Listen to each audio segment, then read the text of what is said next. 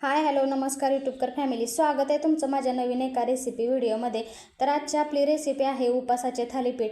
तर तीच साबुदाणा खिचडी उपासाला खाऊन जर कंटाळा आला असेल तर तुम्ही हे अशा प्रकारचे थालीपीठ नक्की ट्राय करू शकता। तर बघूया रेसिपी आपण।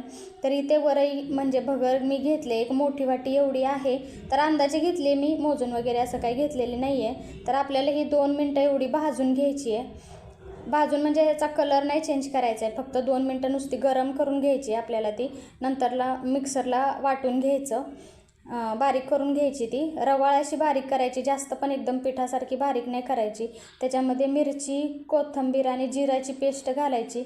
कोथिंबीर आणि जिरा तुम्ही नाही खात असतील उपासाला तरी ते स्किप केलं तरी चालेल, फक्त हिरव्या मिरचीचा ठेचा किंवा मिरची पावडर घातली तरीही चालते।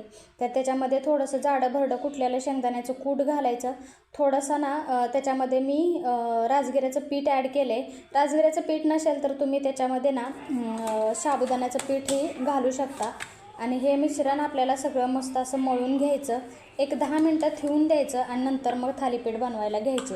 तर नॉर्मली आपण जसे थालीपीठ बनवतो त्या टाईपचेच आपल्याला थालीपीठ बनवायचे आहेत। तर एका रुमालावरती पहिलं पाणी टाकायचं आणि एक गोळा घ्यायचा आणि गोळ्याला हाताला थोडं पाणी लावायचं आणि थालीपीठ मस्त असं बनवून घ्यायचं। आणि नंतर त्याला खरपूस तेल लावून 1-2 मिनटं, तेल किंवा तूप तुम्ही जे उपासाला खात असतील ते लावायचं आणि खरपूस 2 मिनटं असं भाजून घ्यायचं। मस्त होतात थालीपीठं, नक्की ट्राय करून बघा। तर ह्याच्यामध्ये ना तुम्ही एक बटाटा साल काढून ना बारीक खिसूनही घालू शकता तुम्ही। तर मी घालायला इथे विसरलेली, त्याच्यामुळे मी घातलेलं नाही आहे, तर घालू शकता तुम्ही त्याच्यामध्ये। तर हे मस्त असे थालीपीठ मी सगळे परत बनवून घेतले। तर रेसिपी करायला एकदम सोपी आहे। साबुदाणा खाऊन किंवा आता ह्या उपासाच्या दिवसामध्ये थोडं चटपटीत खायची इच्छा होते, तर हे थालीपीठ तुम्ही नक्की ट्राय करून बघू शकता। एक 2 ते 3 मिनटं चांगलं आपल्याला बारीक गॅसवर चांगलं भाजून घ्यायचं आहे ते, गॅस कुठेही फास्ट करायचा नाही। मस्त क्रिस्पी होतात। तर नक्की करून बघा ह्या उपासाला।